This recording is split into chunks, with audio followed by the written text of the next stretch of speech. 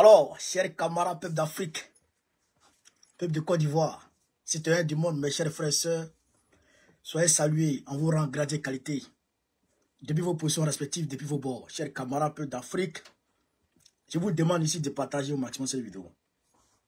Au fur et à mesure que les jours passent, on s'approche inéluctablement de la victoire, chers camarades. C'est moi qui vous dis ça.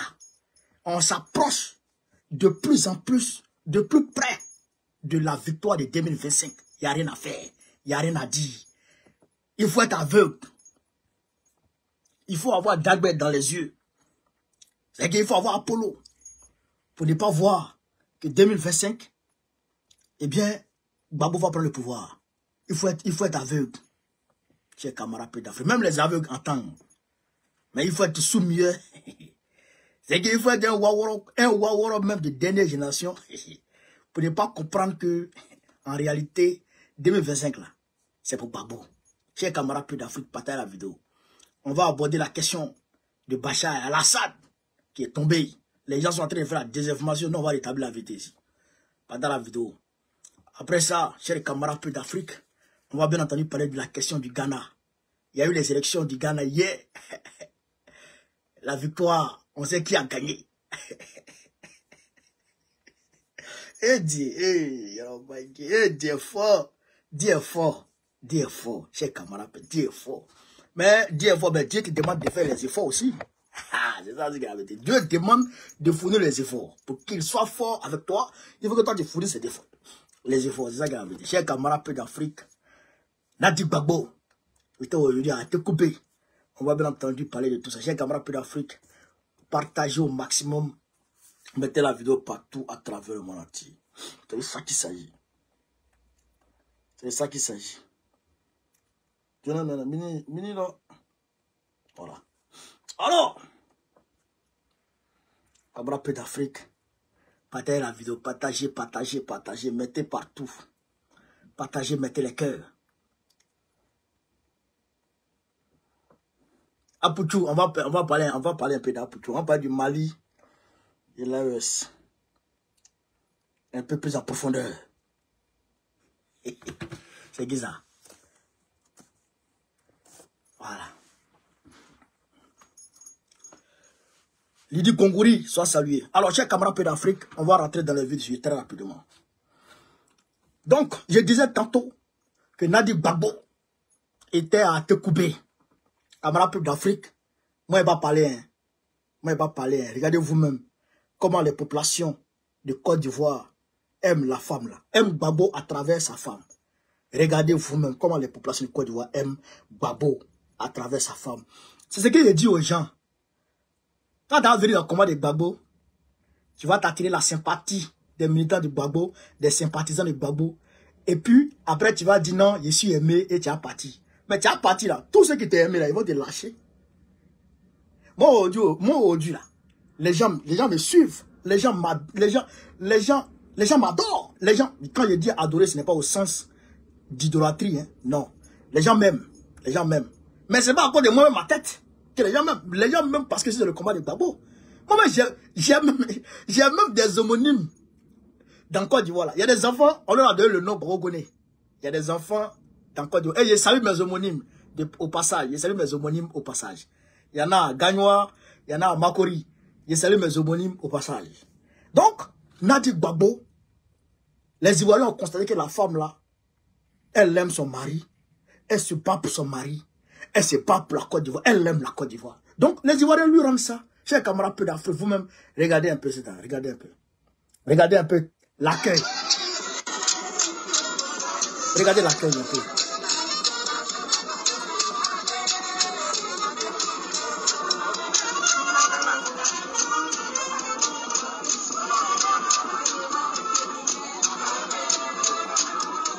Regardez vous-même l'accueil. Regardez Djamana. Regardez le monde derrière là-bas. Regardez le monde derrière là-bas. Vous voyez le monde derrière là-bas.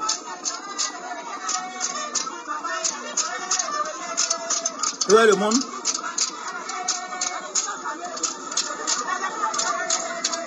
Vous voyez le monde là-bas là. Vous voyez là-bas. Ah, ouais, on a lié les enfants pour l'accueillir. Ouais, ouais, l'honneur. Ouais.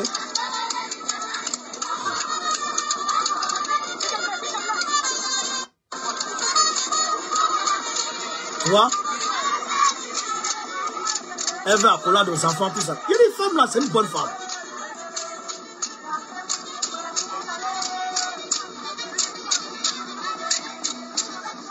Ouais.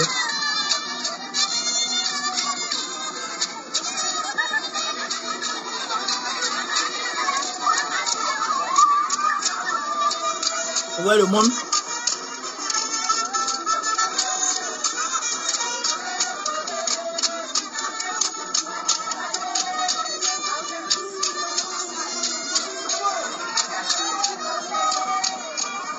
Bon. Ça, c'est dehors d'abord. Mais dans la salle, là, c'est pas la peine. C'est-à-dire que tout le monde ne peut pas rentrer. Tout le monde ne peut pas rentrer. Quand tu réveilles Ngeta, tout le monde ne peut pas rentrer. Tellement qu'il y a Chamana, tellement qu'il y a le monde, tellement que les femmes sont sorties, tellement que les tontons, tout le monde est sorti, tellement que les gens sont sortis, frère. Ouais, Nadi Babo, Ini Bara, ouais, tu es femme aussi. Elle a peur le coin. Elle n'a pas prêt de s'arrêter. Elle allait annoncer, elle allait donner un message du président Wang Babo. Et puis elle a annoncé l'arrivée du président Wang Babo là-bas. Oui, parce que incessamment, le président Wang Babo va entamer sa tournée Kokoko. Il va entamer sa tournée dénommée Kokoko, tournée Kokoko. Incessamment, vous allez voir. Tapoter, partager la vidéo, chers camarades, plus d'Afrique. Donc, quand on a fini ça, chers camarades, eh bien, le vent tourne. Le vent tourne. Le vent tourne. Frère, au Ghana, John Dramani Mahama. John Dramani Mahama. Vous avez entendu ce nom, John Dramani Mahama. Le président de NDC. Le président de NDC au Ghana. Il a été président de 2012 à 2017. De 2012 à 2016-2017. Frère, Nana Akufo l'a frappé pour le mettre à terre. Il est parti se préparer encore. Et puis il est venu à la charge. Le parti de Nana Akufo, là, le NPP, le NPP, ils sont venus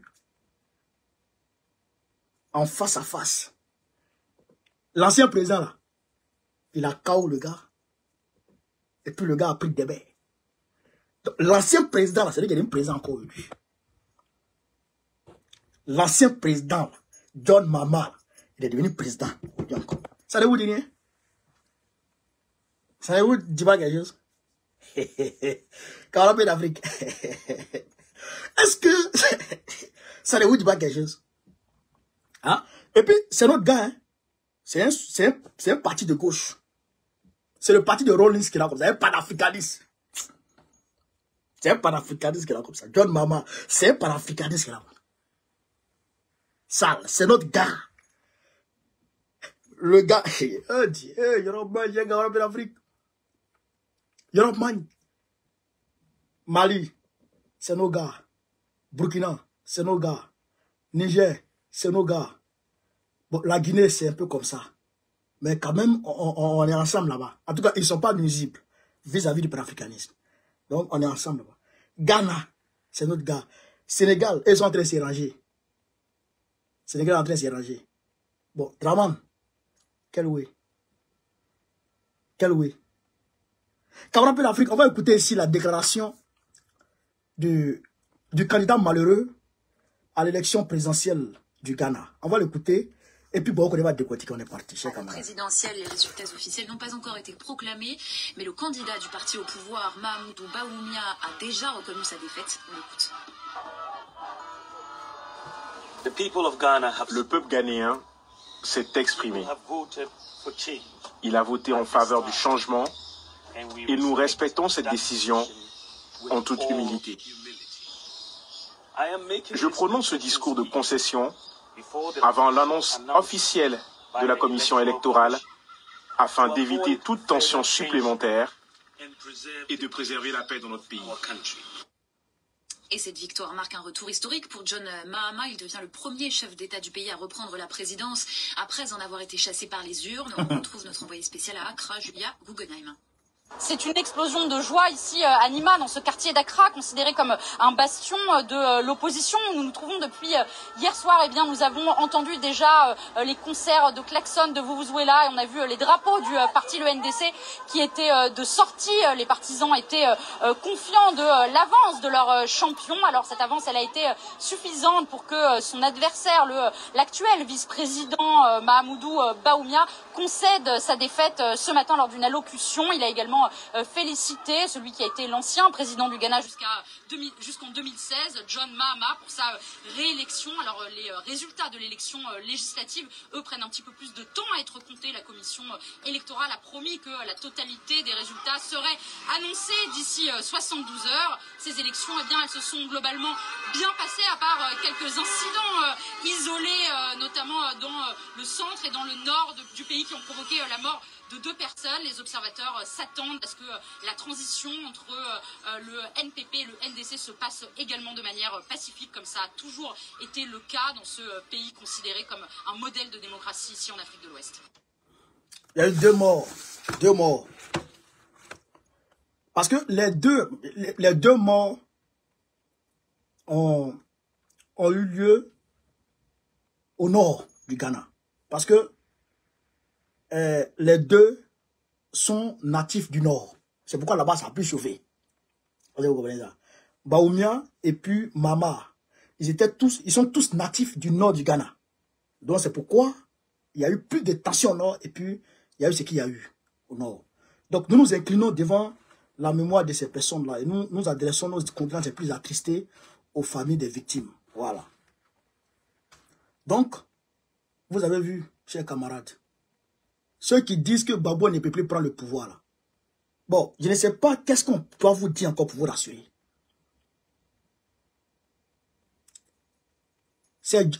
Comment on appelle ça? C'est Lula da Silva qui a montré l'exemple. Il a frappé Jair Bolsonaro. Il est dit, on l'a gagné, les bateaux, il est tombé. Ils l'ont mis en prison. Bolsonaro l'a mis en prison. Puis il est sorti de prison. Puis il a frappé Bolsonaro. Puis il a pris le pouvoir. On a dit, hey, ça là, les anciens présidents sont en train de revenir en force. Les gens disent, oh, c'est la très sortie ici. Trump. Il a frappé, pendant qu'il a les ennuis judiciaires de malade, il a frappé les candidats démocrates, les deux ensemble. Ils ont mis Joe, il a frappé Joe. Après, ils ont enlevé Joe, dans les sondages, là, ça ne va pas. Amener Kamala Harris. Kamala Harris est venu, il a frappé ça encore. Et puis, il est président. John Mahama vient de faire la même chose. Qui dit que Gbagbo ne va pas faire la même chose? Qui dit que Gbagbo ne va pas faire la même chose? Gbagbo va frapper ça. Gbagbo va frapper ça en 2025. Frère, je suis confiant, comme de la manière je crois que demain va faire jour. La victoire de Gbagbo en 2025, là, je crois à ça comme je crois que demain il va faire jour. C'est à nous de nous donner les moyens de mobiliser nos militants. Le paysage politique national, le paysage politique international, le paysage géopolitique, c'est-à-dire que est favorable. Tous les voyants sont au vert. Tous les voyants sont au vert. Voici un autre soutien phare de Dramane Ouattara qui vient de tomber. Un autre soutien phare de Dramane Ouattara de la Sourire qui vient de tomber. C'est avec Akufo-Addo. Il menaçait les Blancs de mener une guerre du cacao contre eux. C'est avec Akufo. Il menaçait les Blancs. Vous vous rappelez, je vous envoie une vidéo ici, où Dramane Ouattara a reçu Nana Akufo-Addo, où les deux sont allés signer des accords, où Dramane Ouattara s'est tenu pour dire que ils vont tout faire maintenant pour transformer le cacao sur place. Et qu'ils vont tout faire pour trouver la monnaie, pour mettre en place l'éco. J'ai envoyé la vidéo ici. Je vous ai dit que c'est une déclaration de guerre à l'Occident. Et à la France en particulier. Vous voyez ça, non? Donc, c'est sûr, Nana Akufo-Addo, il s'appuyait. Mais aujourd'hui, Nana Akufo-Addo est tombé. Son parti est tombé. Ce n'est même pas Nana Akufo-Addo seul. Le parti de Nana Akufo-Addo est à terre. C'est le parti qui est proche de nous, l'opposition, qui est venu maintenant. Qui dit mieux? Qui dit mieux? Mais, quand par ton comportement de démon, tu fais palabre à tous tes voisins. Tu t'apprends à tous tes voisins. Mais, forcé, quand tu auras les ennuis là, mais tes voisins ne vont pas t'aider. Je ne dis pas, quand tes voisins sont instrumentalisés par les gens, par les étrangers comme toi, je ne dis pas ça. Je dis, quand par toi-même ton comportement de démon, par ton alliance moutonnière avec l'étranger, tu cherches palabre avec tous tes voisins, tu fais palabre à tous tes voisins. Quand ça va démarrer, là, quand tu auras dans les difficultés, tes voisins vont te laisser. Et ce qui s'est passé en Syrie aujourd'hui. C'est ce qui s'est passé en Syrie aujourd'hui, chers camarades d'Afrique. Aujourd'hui, Draman ne s'entend pas avec le Burkina Faso parce qu'il veut déstabiliser ce pays. Il ne s'entend pas avec le Mali parce qu'il veut déstabiliser ce pays. Il ne s'entend pas avec le Niger parce qu'il veut déstabiliser ce pays. Il ne s'entend pas avec même avec la Guinée, il ne s'entend pas. Il ne s'entend pas avec la Guinée. Bon, voici le Ghana maintenant qui vient de basculer dans l'autre camp des souverainistes et des panafricanistes. Bon, qu'est-ce que tu vas faire maintenant? Qu'est-ce que tu peux faire maintenant? Yoraman. Mais regardez ce qui s'est passé avec Bachar al-Assad. Regardez ce qui s'est passé chez Camarade d'Afrique. Bachar al-Assad, c'est-à-dire que le gars, non seulement il brimait son peuple. Frère, il maltraitait son peuple. Ça là, c'est une réalité. Il maltraitait son peuple. Mais malgré ça, la Russie l'a aidé à ne pas tomber en 2011. Et il a pu se maintenir. Mais quand quelqu'un lave ton dos, toi-même, il faut laver ton ventre. Il faut laver ton ventre. Tu as 3000 réfugiés sur ton pays, sur ton voisin, la Turquie. 3000. À côté de ton voisin, la dernière ville à côté de ton voisin, les rebelles sont là. Les rebelles sont là. Mais il faut chercher à entamer une médiation.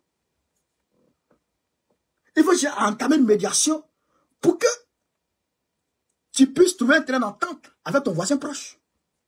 Pour ne pas que ton voisin là soit le soutien des rebelles qui sont adossés à sa frontière. Est-ce que vous comprenez ça? Il n'a pas fait ça. Lui, dans sa tête, il n'a qu'à avoir le contrôle de l'économie du pays. Il n'a qu'à avoir son pouvoir à Damas. Tout le monde n'a qu'à mourir, il s'en fout. Mais ça ne peut pas continuer. Ça ne peut pas continuer. Les exilés politiques, on n'en parle pas. Les exilés politiques, chaque opposant, même lui-même, son ancien vice-président, a démissionné. Il a chassé. Voilà. Donc, à un moment donné, la Russie ne pouvait plus soutenir ça. La Russie ne pouvait plus soutenir ça. C'était trop flagrant. C'était trop honteux. Est-ce que vous comprenez? C'était trop honteux. Donc, Erdogan qui est là, Erdogan de la Turquie, là. Mais c'est Erdogan qui a fait tomber Bachar. C'est ça que les gens ne vous disent pas. C'est Erdogan qui a fait tomber Bachar al-Assad aujourd'hui, là. C'est lui. Et pas d'autres personnes, c'est Erdogan qui a fait tomber Bachar al-Assad. Parce que le poids de 3 millions de réfugiés, c'est trop. 3 millions de réfugiés, le poids est trop lourd. Ça, c'est syrien seulement. Irakien, on n'en parle pas. Donc, lui, il cherche des compromis pour que le gars il calme la situation et puis les réfugiés vont pouvoir revenir. Il ne veut même pas. Il ne veut rien comprendre. Donc Erdogan il a entamé négociation avec Poutine. Vous dites, Joe, quand il a frappé le gars, là, il va tomber. Hein. Parce qu'il devient parano. Donc il faut que les réfugiés là puissent se retourner chez eux. Il faut que les Syriens ont le droit d'avoir une vie paisible, quand même. Donc il faut qu'on le fasse tomber. Donc Poutine a eu des garanties et tout. Bachar al-Assad a pris drap. Quand il a pris drap, il s'est levé. La semaine passée, il est parti en Russie. Il est parti voir Poutine.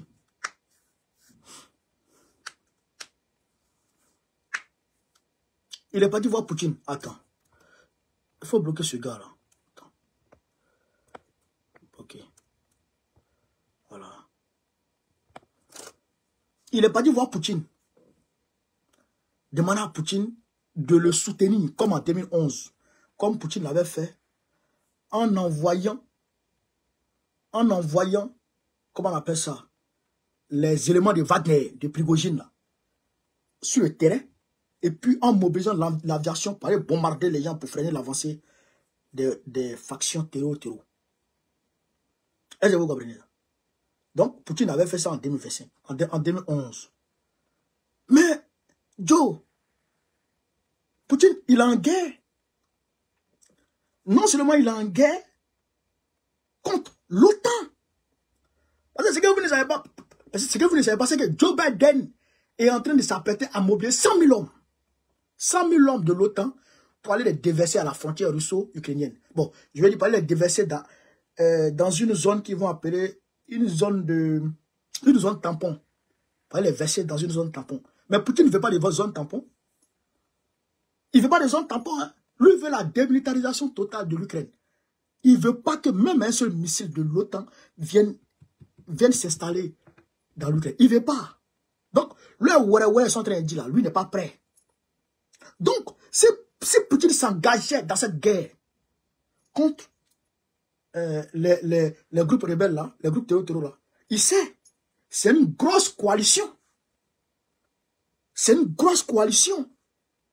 Et il sait ce qui s'est passé aussi en Afghanistan. Il sait ce qui s'est passé en Afghanistan. C'était un piège. S'il s'engageait dans cette guerre, c'était un piège. Il sait ce qui s'est passé en Afghanistan dans les années 70-75.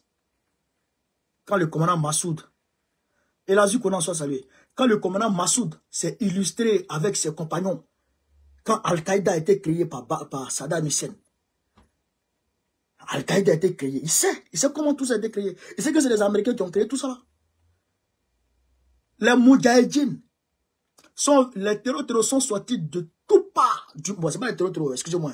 Les Moudjahidines sont sortis de tout part à travers le monde. Ils sont sortis de partout dans le monde. Les musulmans, ils sont sortis de partout à travers le monde pour rallier l'Afghanistan. Pour venir combattre. Ils ont demandé les armes aux Américains. Donnez les armes, on va combattre les Russes. Mais Brezhnev a compris que c'était perdu. Brezhnev a compris que c'était perdu. Et c'est à cause de ça, Brezhnev même, il a presque perdu son poids. Il est mort rapidement. On ne sait pas qu'est-ce qui s'est passé, mais il est mort. Après, Brezhnev, il y a un qui a appris, qui n'a pas pu gérer le pouvoir. Et puis, comment il s'appelle maintenant? L'autre président, là, lui qui n'avait pas cheveux sur ta tête, là. Son nom va me revenir. Lui, il a pris le pouvoir, puis il a retiré tous les Russes de là-bas. Gorbatchev, qui a retiré tous les Russes de là-bas. Mais ce n'était pas du jeu. Merci, Gorbatchev. Ce n'était pas du jeu. Est-ce que vous comprenez ça? Ce n'était pas du jeu. Donc, Poutine a vu que s'il s'engageait, il allait perdre. Il allait perdre là-bas, il allait perdre. S'il n'était pas en guerre, il n'y a pas de problème. Mais comme il est en guerre contre l'Ukraine, s'ils vont ouvrir notre front là-bas, il est mort. Ils vont le gagner là-bas. Ça, c'est clair. Donc, pour éviter ça, il a dit à Bachar, je vais te donner les armes, les munitions, défends-toi. On va faire 2-3 rafales pour freiner leur avancée, mais toi-même, défends-toi. Mais il s'est trouvé que les soldats, comment on appelle ça? Les soldats turcs, les soldats, comment ils s'appellent? Les soldats syriens avaient le moral très bas. Parce qu'on les payait, Bachar ne les payait pas. Voilà. Bachar ne les payait pas régulièrement. Bachar ne s'occupait pas d'eux. Bachar ne s'occupait pas bien d'eux. Donc, ils ne sont pas battus. Ils ne sont même pas battus. Est-ce que vous avez dit à Damas, il n'y a même pas eu un seul combat à Damas. Damas qui est la capitale. Il n'y a même pas eu combat à Damas. Donc, toi, tu ne t'occupes pas de tes militaires. Tu ne t'occupes pas de tes soldats.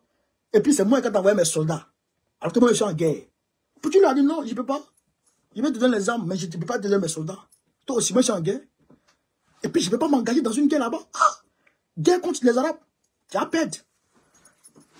Tu as perdu. Donc, eux, ils ont refusé de combattre. Ils disent qu'ils ne combattent pas. Est-ce que vous comprenez? Ils disent qu'ils ne combattent pas. Vous comprenez, non? C'est comme ça que ça s'est passé.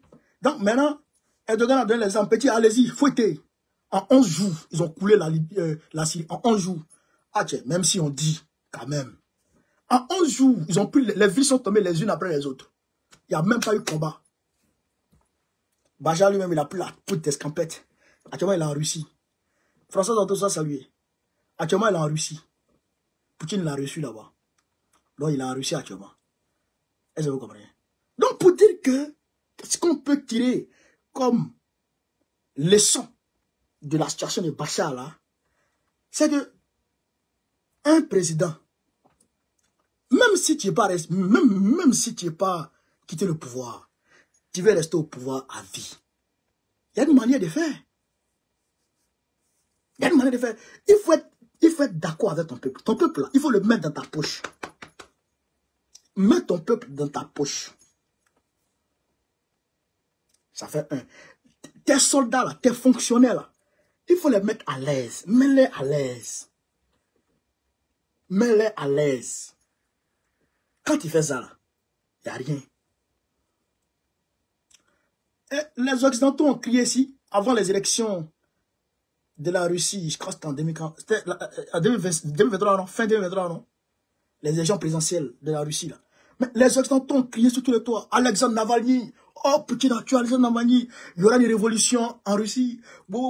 Ah, entre-temps, la campagne de Poutine, il avait mis la famille au centre de sa campagne. La famille. Il demandait aux Russes, faites des enfants, on va vous payer. Il dit aux Russes, faites des enfants, on va vous payer. Mais les Russes vivent à l'aise. Le litre de l'essence, vous savez combien en Russie? Quand on compare à la Côte d'Ivoire, vous savez combien en Russie? Le litre du carburant, le litre de l'essence, c'est combien? Le litre du carburant, ça va être 250 francs. Un litre d'essence en Russie, c'est 250 francs. 250. Son peuple, là, il le met à l'aise. Son peuple à l'aise. Même les territoires qu'il a annexés, là, les nouvelles républiques qu'il a annexées au niveau du Donbass, là, il les met à l'aise. Et tous ont les mêmes droits que les Russes qui sont à Moscou. Donc, vous comprenez, non? Donc, le Russe, là, si tu parles mal de Poutine, il est capable de t'allumer. Parce qu'ils ont vécu pire. Ils ont vécu la période des monarques. Les tsars. On les appelle comme ça, les tsars. Les rois, là, on les appelait comme ça, les empereurs. Ils ont vu la révolution bolchevique. Ils ont vécu la révolution, ils ont l'histoire de la révolution bolchevique. Comment Lénine les a sauvés. Et puis Staline a continué. Ça après, c'est Alcine qui est venu tuer les Russes. Alcine, le soulard là, qui a failli brader tout ce qui appartenait aux Russes, aux Occidentaux. Et Poutine est venu prendre le pouvoir, il a redressé la barre. Donc, actuellement, là, c'est Poutine qui est leur Dieu. Mais il met son peuple à l'aise. Donc, opposant là, opposant là, il te frappe. Tu es opposant. Tu es opposant comment même? Tu es opposant comment? Donc, quand tu fais ça, tu peux durer au pouvoir. Vous avez vu comment Kadhafi a duré au pouvoir? Mais malgré qu'il est tombé, mais tous les Libyens regrettent. Tous les Libyens regrettent. Mais en Côte d'Ivoire, un président qui déclare la guerre à son peuple. Un président qui déclare la guerre à son peuple. Il va casser les maisons des gens. Il les chasse. Il leur arrache leur terre. Il augmente la vie sur eux. Il ne leur donne pas à manger. Bon. Comment toi tu peux durer au pouvoir? 2025, si Dieu t'a amusé là, pays là, ça va s'est passé. Il a dit ça, il faut écouter. Parce que Bachar al-Assad, quand même, lui, il a eu le temps de fuir. Mais toi, tu n'auras pas le temps de fuir. Oui. Tu n'auras pas le temps de fuir. Tu seras attrapé. Kolo, on va te pourchasser pour tes séries. Kolo, ami ben qui me l'a. Qui, tu consommes. Ami ben qui me l'a, qui l'a mara. Tu comprends ça? Donc, c'est que Draman ne peut pas durer au pouvoir. Mais le peuple n'est pas d'accord avec lui. Est-ce que vous comprenez? Bon, regardez Ibé. Regardez Ibé. Il n'a pas dit que Ibé veut durer au pouvoir éternellement. Il n'a pas dit ça. Regardez Assimi. Il n'a pas dit qu'Assimi veut durer au pouvoir éternellement. Il n'a pas dit ça. Mais regardez Tchani aussi. Regardez Tchani. Le gaz, il a diminué. Le carburant, il a diminué. Le ciment, il a diminué. Il a arraché tout ce qui appartenait. Il a nationalisé nationalisé Orano. Pratiquement, il a nationalisé Orano. Bon, Ibé, il a sorti de terre les entreprises. Assimi Goïta, pareil. Les cotons, il a fait dans des entreprises de coton, les entreprises de lithium. Il est en train de tout construire au Mali. Bon, les gens comme ça, là. Tu vas opposer et puis on s'en fout. Parce que tu ne peux pas gagner lui, là. Ceux-là, tu ne peux pas les gagner. Tu ne peux pas les gagner. Bon, regardez Gbagbo. Malgré la propagande médiatique occidentale, malgré la propagande médiatique occidentale, même Gbagbo a gagné les élections. Malgré tout le monde entier était contre lui seul, mais il a gagné. Mais parce qu'il est gentil avec le peuple, l'argent circulaire. L'argent va ça circuler comme ça. Nous, on vendait nos petits téléphones là, ça sortait. Tu gagnes l'argent. Tu gagnes l'argent, les gens achètent. Mais aujourd'hui, tu vends le téléphone, va donner. Le gars après va fuir ça. Est-ce que vous comprenez ça?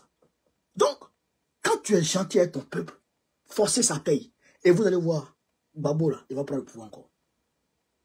Les présidents qui tournent ici et là, laissez-les s'embrouiller. Babo va prendre le pouvoir. Alors, chers camarades d'Afrique, Apoutou, on lui a donné 5 ans. On dit on l'a condamné à 5 ans de prison. Apoutou.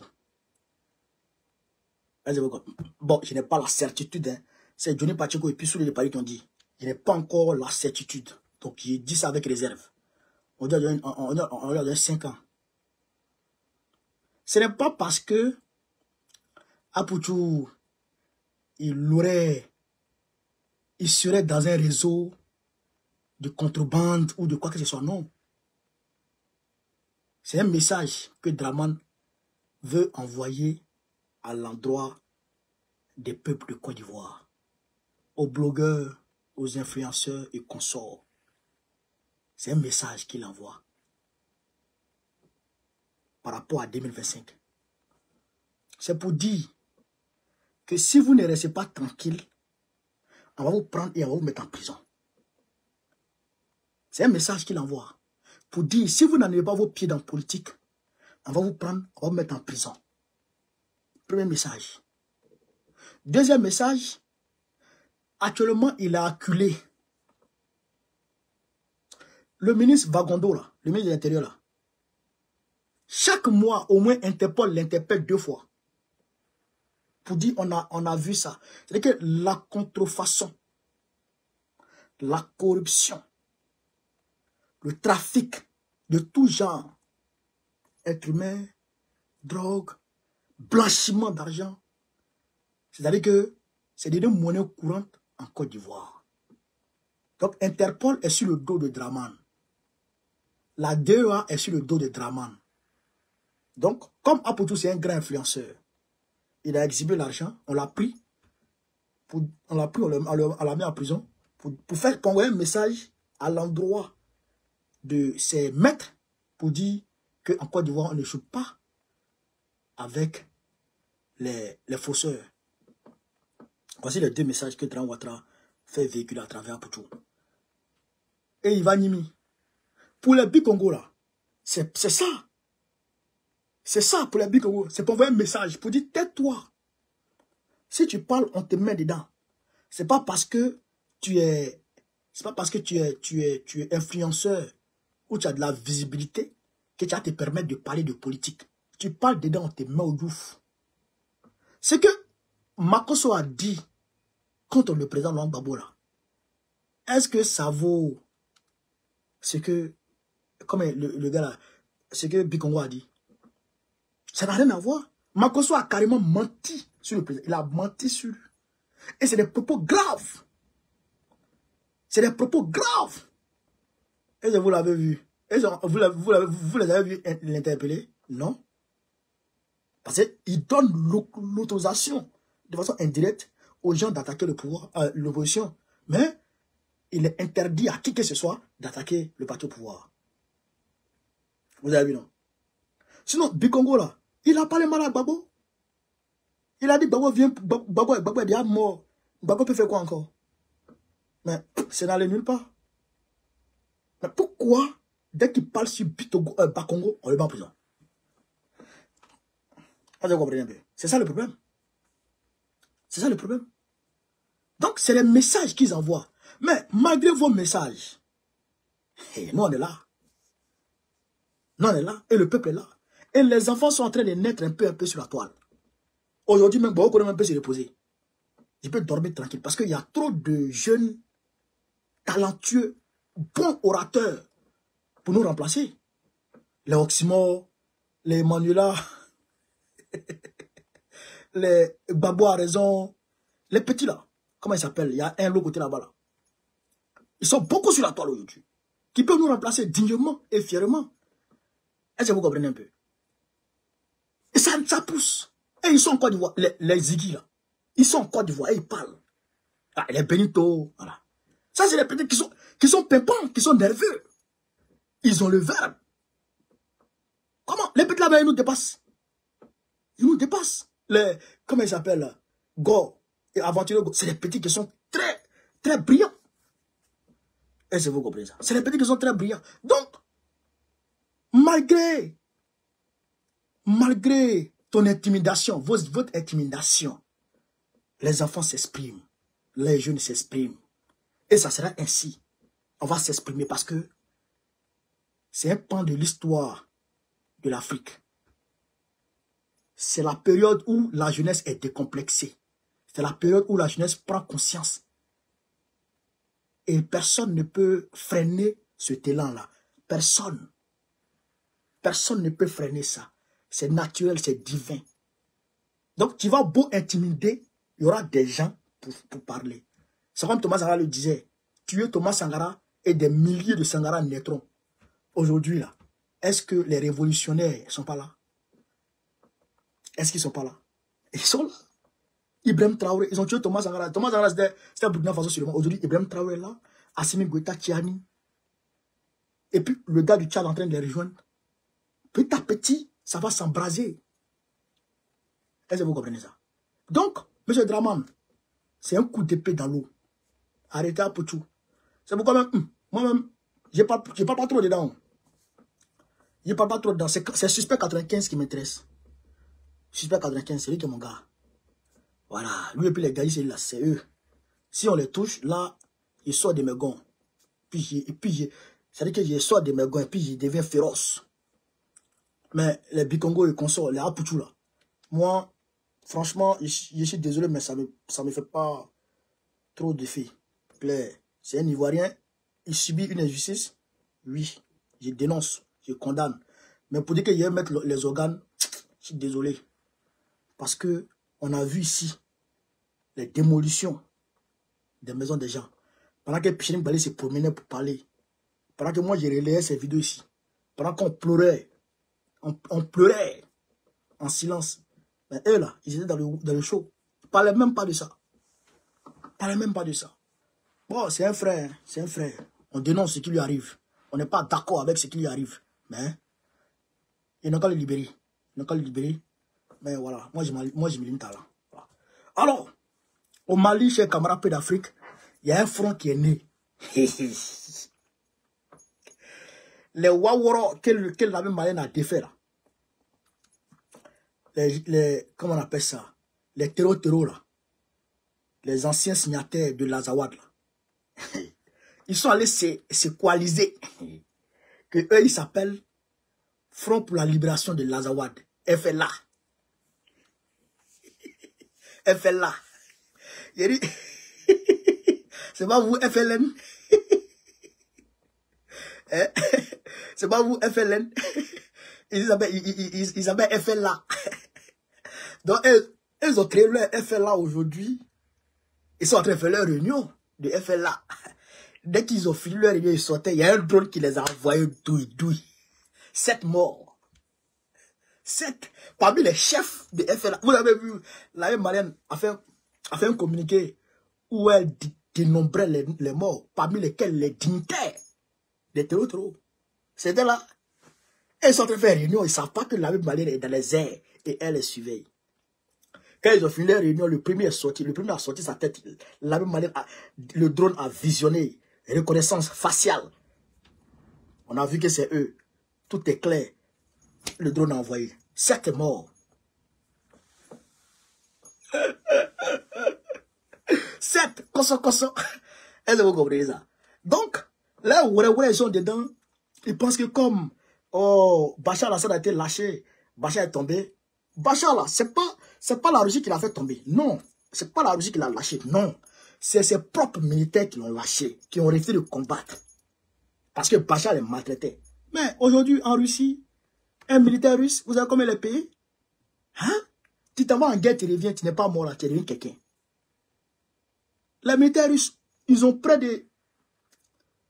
C'est-à-dire que ils n'ont pas moins de 50 000 euros. Par an. C'est pas un. Non. Par mission, je dirais. Par mission. Près de 50 000 euros par mission. Ils ont les privilèges. Quand ils meurent là, ta famille est garantie à vie. Quand tu mets au combat en Russie, ta famille est prise en charge à vie. Voilà. Alors que, aujourd'hui là, au Burkina Faso, au Mali, au Niger, tu dis quoi? Les militaires de l'AES, il n'y a pas plus patriote que ceux-là. Il n'y a pas plus patriote. Je vais vous raconter une histoire qu'un monsieur a raconté à la télévision nigérienne. Il dit, les militaires nigériens qui étaient à la frontière, qui étaient basés sous Bazoum, à la frontière entre le Mali et le Niger, au niveau d'André Bokane. Les terreaux venaient les narguer. Ils venaient les narguer et ils rentrent dans la zone de André Bokane, Mali. Il y a André Bokane, Niger, et puis il y a André Bokane, Mali. C'est le même peuple. Donc, quand les militaires vont les narguer, ils vont les attaquer, et puis ils rentrent au Mali, et puis les Nigériens ne peuvent pas les poursuivre parce qu'il n'y a pas de droit de poursuite.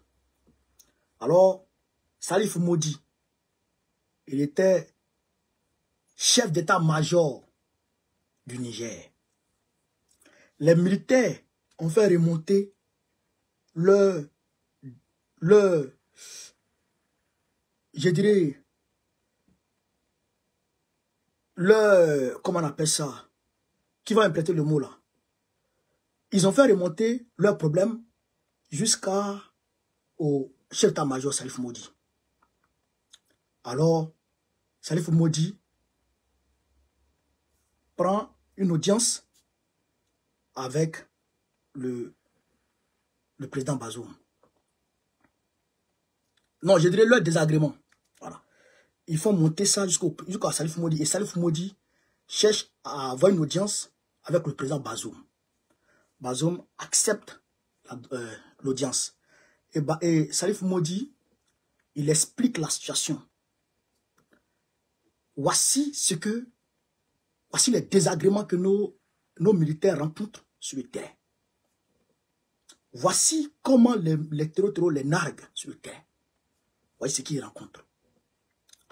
Alors, ils demandent à Salif Moudi, ils demandent au président Bazoum de lui donner l'autorisation d'aller demander un droit, d'aller négocier un droit de poursuite en territoire malien. Vous vous rappelez, Salif Moudi est parti voir Assimi Goïta. Vous vous rappelez de ça, non?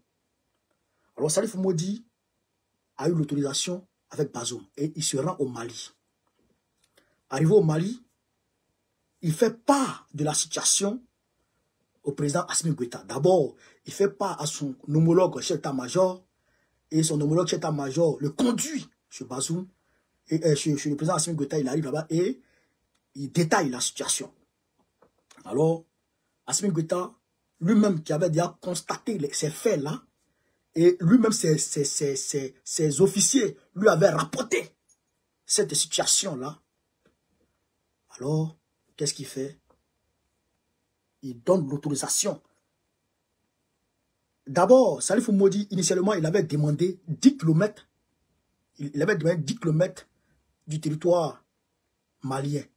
Vous comprenez? Il avait demandé l'autorisation de pouvoir poursuivre les terreaux sur 10 km dans le territoire malien. Assimi Goïta lui dit non, 10 km, c'est vrai que c'est bon, mais c'est peu. Je te donne 40 km. Didier, merci mon frère. Je te donne 40 km dans le territoire malien.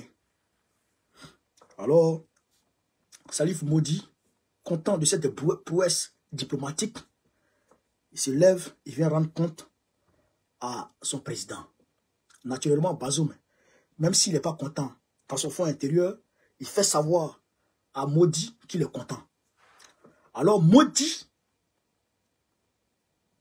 auréolé de ses résultats diplomatiques, il se rend maintenant sur le front, à la frontière de André Boucan, avec le Mali. Il va trouver ses officiers et ses soldats. Il va leur faire part lui-même de l'accord qu'il a pu signer avec les autorités maliennes. Quand il arrive là, il déballe et puis il leur fait part de l'accord. Ils montent tout. Donc les militaires ont commencé à danser. Les militaires étaient en joie, étaient dans l'euphorie. Dans ça, voici attaque qui leur tombe dessus. Une attaque d'envergure qui leur tombe dessus pendant que Moudi lui-même est là. Une embuscade. En fait, l'embuscade visait à tuer Moudi lui-même. Mais Moudi, non seulement c'est un militaire, mais le gars n'est pas simple. Aradon Koko, il s'est lavé un peu. Il s'est lavé un peu, il a bu un peu, il a mangé un peu, il s'est prié un peu. Donc Moudi, avec ses gars, il résiste. Il résiste à l'embuscade et ils font une riposte. Et même ils arrivent à attraper 2 militaires parmi les terreaux qui les ont attaqués. Et il s'est avéré que les deux terreaux qu'ils ont pu arrêter parmi ceux qui les ont attaqués étaient des Français. Vous comprenez? Parmi ceux qui les ont arrêtés, c'était des Français. Alors, Salif Moudi, il prend les Français, les deux Français, et il monte avec ceux-là, où ça? À Niamey, pour aller faire le point à son président. Mais c'est un... Mais Joe, qui va se négliger? Qui va se négliger? Est-ce que vous comprenez ça? Je suis allé rendre compte, je suis allé visiter mes gars, et puis je te ramène 2 terroristes. 2 terroristes français. Qui va se négliger? Alors le Moudi arrive. C'est un exploit. Donc Moudi arrive devant Bazoum et il présente la situation.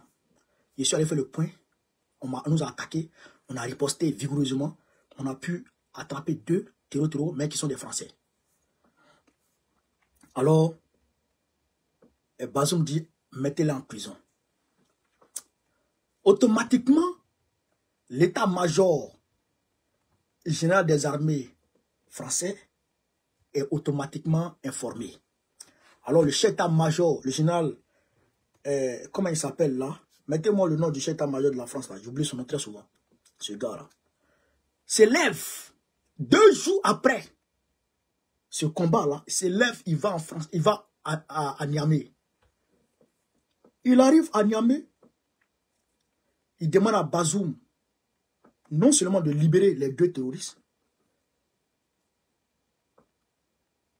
non seulement de libérer les 2 terroristes, mais de limoger immédiatement,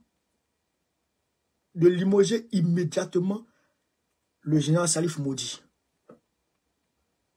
Et automatiquement, Bazoum relève Salif Maudi de ses fonctions et il s'apprête à nommer Maudi ambassadeur du Niger dans le Moyen-Orient, dans les pays arabes là-bas. Parce qu'ils ont demandé à Bazoum d'éloigner Salif Maudi du système militaire.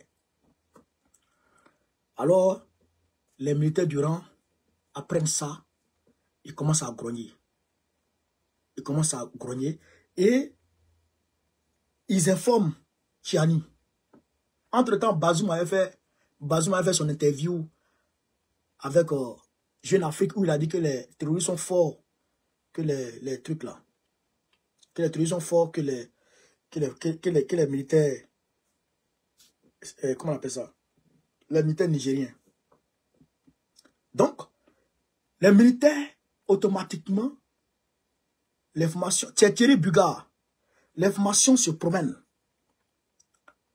L'information se propage dans les casernes. Alors, ça tombe dans les oreilles de Tchiani.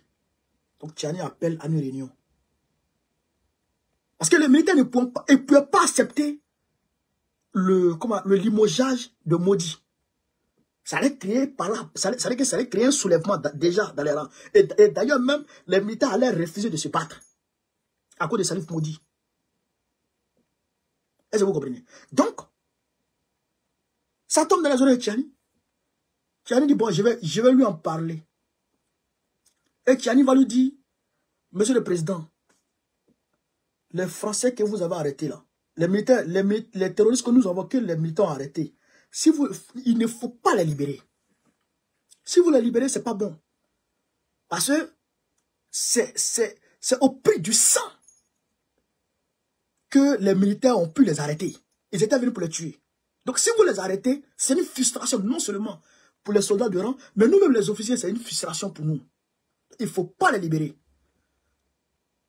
Bazoum a pris la décision de limoger Tchiani et Maudi.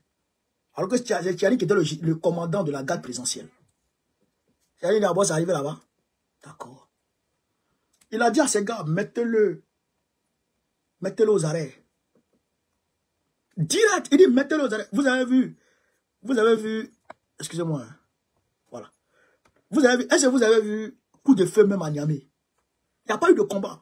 Personne, aucun militaire ne s'est opposé à ça. Tous les généraux du Niger se sont mis ensemble pour faire ce coup d'État. Parce qu'ils ont vu que trop était trop. Est-ce que vous comprenez ça? Donc, ce n'est pas patriotisme.